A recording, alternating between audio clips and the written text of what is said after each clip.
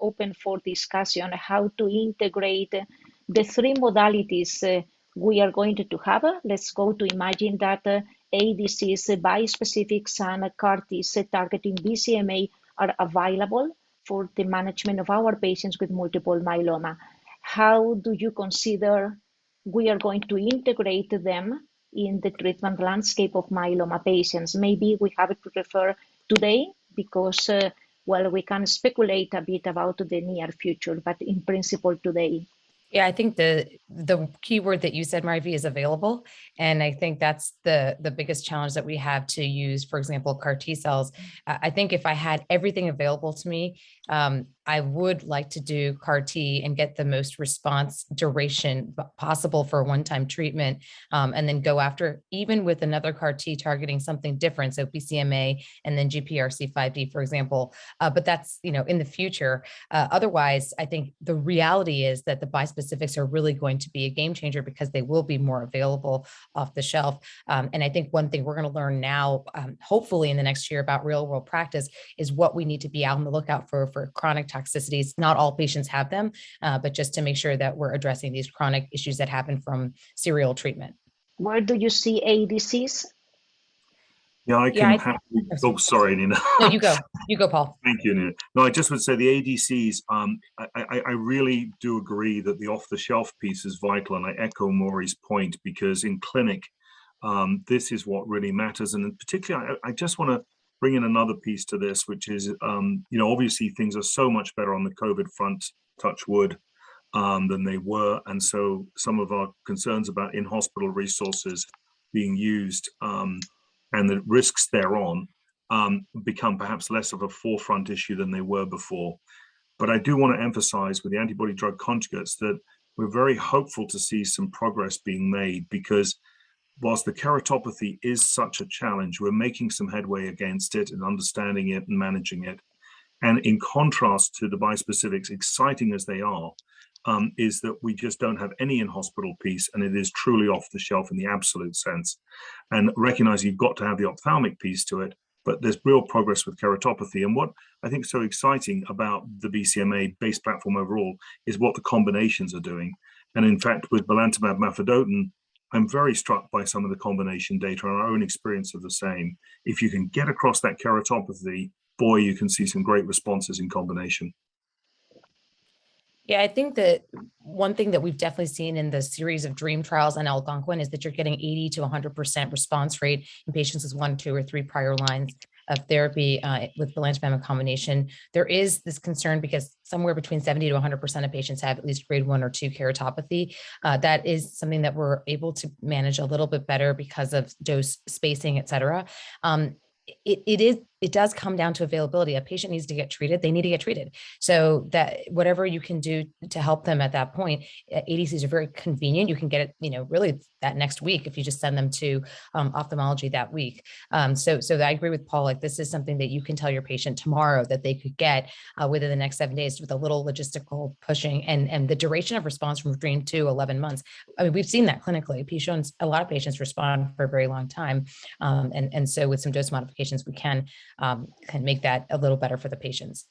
Yeah, and I don't know if you agree, but maybe the logistic process of a CAR T with all complexity can be partially balanced by the bispecifics and ADCs because they are easily combinable with other backbones.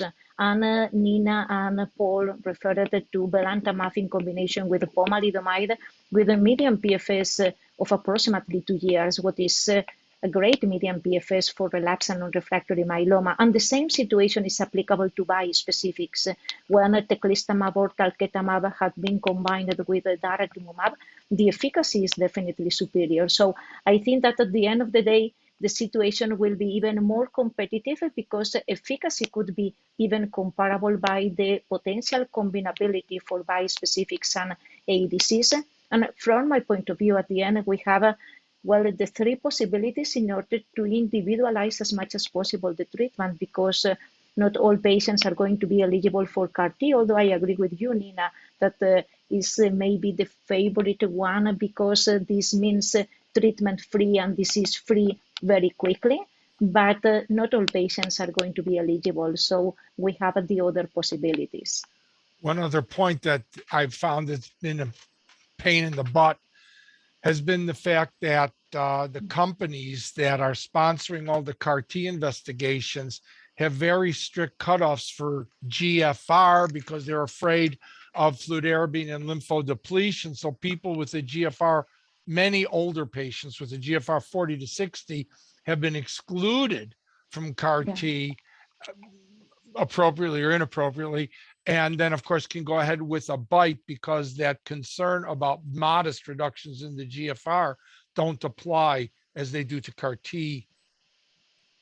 I think bispecifics are a really great option for patients that are older, exactly for the reason that Morie just said, because the creatinine clearance factors in age, right? 140 minus age.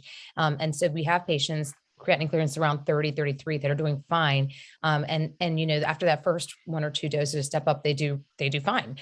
So as Morie pointed out, this is something that could really address who are the myeloma patients. They're older, right? So this is something that could address this. And maybe some of them have cataracts, et cetera, so they might not want to get an ADC. So this really could be the sweet spot for our older patients.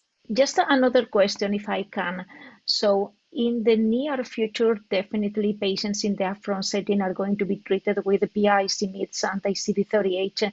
And well, do you see a role for this BCMA-targeted therapy in first relapse?